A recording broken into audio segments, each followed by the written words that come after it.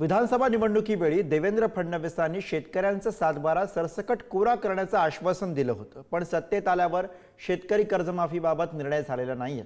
विशेष म्हणजे राष्ट्रवादीने कर्जमाफीचं आश्वासन दिलं नव्हतं असं उपमुख्यमंत्री अजित पवार हे वारंवार बोलायचे, पण आता अखेर कर्जमाफीचं आश्वासन आठवलंय। बघूयात याबाबतचा हा स्पेशल रिपोर्ट।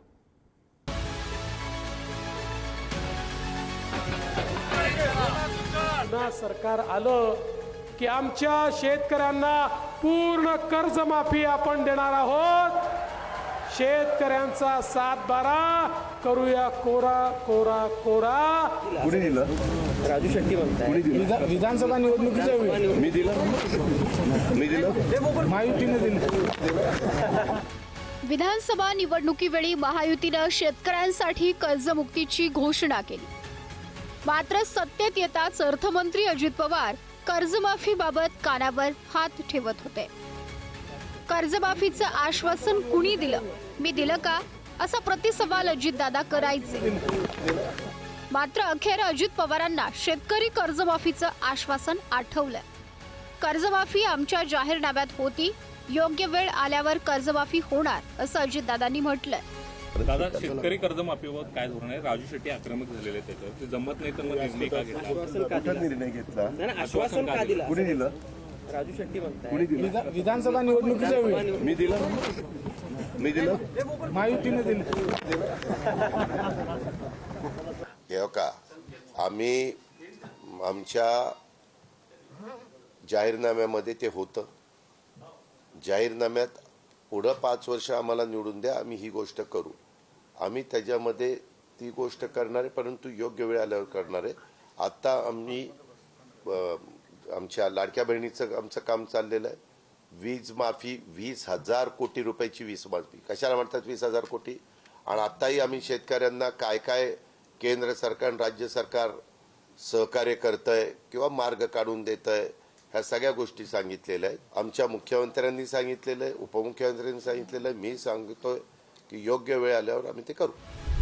खरं तर सत्तेवर आल्यापासून महायुती सरकार कर्जमाफीच्या आश्वासनापासून पळ काढत असल्याचं दिसून आलं। मात्र बच्चू कडूंच्या आंदोलनानंतर सरकारनं कर्जमाफीचा विषय हाती घेतलाय। त्याच पार्श्वभूमीवर राज्य सरकारनं एक उच्चस्तरीय समिती नेमली आहे। ही समिती सर्वेक्षण करणार असून गरजू आणि पात्र शेतकऱ्यांनाच कर्जमाफीचा लाभ दिला जाणार आहे। सरसकट कर्जमाफी केली काय होणार? तेव्हा ज्यांनी फार्म हाऊस बांधला कर्ज घेऊन शेतामध्ये, ज्यांनी घर बांधलं मोठं अवाढव्य आणि कर्ज उचललं त्यांची कर्जमाफी करायची काय? केली पाहिजे का त्यांची कर्जमाफी? आमच्या सरकारचं म्हणणं असं आहे, ज्या गरीब व्यक्तीला कर्जमाफीची गरज आहे त्या गरीब माणसाची कर्जमाफी केली पाहिजे, त्या शेतकऱ्याची कर्जमाफी केली पाहिजे। याकरता माननीय देवेंद्र फडणवीसच्या सरकारने जी समिती तयार केली आहे, त्या समितीचा रिपोर्ट बघा आल्यावर की एक एक घर एक एक शेतकरी तपासणार आहे, कुठल्या कुठल्या शेतकऱ्याला खरी कर्जमाफीची गरज आहे। प्रचंड पाऊस झाल्यामुळे शेतीमध्ये प्रचंड नुकसान झालेलं आहे। दुसऱ्या बाजूला शेतकऱ्यांना कर्जमाफीचं जे आश्वासन सरकारने दिलेलं होतं ते पाळलं न गेल्यामुळे एक प्रकारची नाराजी शेतकरी समुदायामध्ये आहे। ही नाराजी दूर करत जे नुकसान शेतकऱ्यांचं झालंय ते भरून काढण्यासाठी आणि कर्जमाफीचं आश्वासन पाळण्यासाठी या पार्श्वभूमीवर सरकारला सद्बुद्धी सुचो आणि सरकारने त्या प्रकारचा निर्णय घेवो, अशा प्रकारची अपेक्षा सरकारकडून व्यक्त करतो। बैलपोळ्यानिमित्त शेतकऱ्यांनी अनोख्या पद्धतीनं सरकारला कर्जमाफीची आठवण करून दिली। जालन्यात बैलाच्या पाठीवर कर्जमाफी झाली पाहिजे असं घोषवाक्य लिहून सातबारा कोरा करण्याची मागणी केली। नाशिकच्या चांदवड तालुक्यातील राहुंडमध्ये बैलांच्या पाठीवर सातबारा कोरा करा, बळीचे राज्य येऊ दे असं वाक्य रंगवलं। तर अकोल्यात शेतकरी कर्जमाफीसह विविध मागण्यांसाठी काळा पोळा साजरा करण्यात आला। यावेळी बैलांची शहरातून मिरवणूक काढत क्रांतिकारी शेतकरी संघटनेनं तहसील कार्यालयासमोर आंदोलन केलं।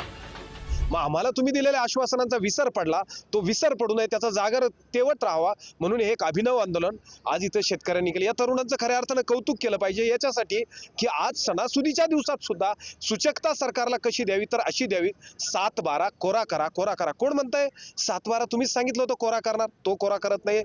शेतीप्रधान देशात शेतकरी कर्जाच्या ओझ्याखाली मरतोय। उद्योगपतीचा लाड होतात, निवडणुकीच्या तोंडावर बहिणीचे लाड होतात. सत्तेत बसणारा मायबाप शेतकरी कधी लाडका होणार, हाच आहे शेतकरी मुलीचा सवाल. आमचा शेतकरी बळीराजाचा सगळ्यात मोठा उत्सव असलेला सण पोळा हा आम्हाला आज या शासनाच्या चुकीच्या धोरणामुळे काळा साजरा करावा लागत आहे. आज आमच्यावर यांनी सणाच्या दिवशी उपोषणाला धरण्याला बसण्याची पाळी आणलेली आहे. या सरकारचा आम्ही निषेध करतो. महाराष्ट्रातील शेतकरी नेहमीच निसर्गाच्या लहरीपणाचा आणि बाजारातील चढ उतारांचा सामना करत आला. परिणामी अनेकदा शेतकरी कर्जाच्या खाईत लोटला जातो. त्यामुळं निवडणुकीवेळी सत्ताधारी असो वा विरोधक स्वतःच्या फायद्यासाठी मोठमोठी आश्वासनं देतात, पण पुन्हा सत्तेत आल्यावर त्या आश्वासनांकडे सोयीस्करपणे डोळेझाक केली जाते. मात्र शेतकरी आक्रमक झाल्यानं अखेर अजित पवारांसह महायुतीचे नेते कर्जमाफीबाबत बोलू लागलेत. ब्युरो रिपोर्ट, पुढारी न्यूज.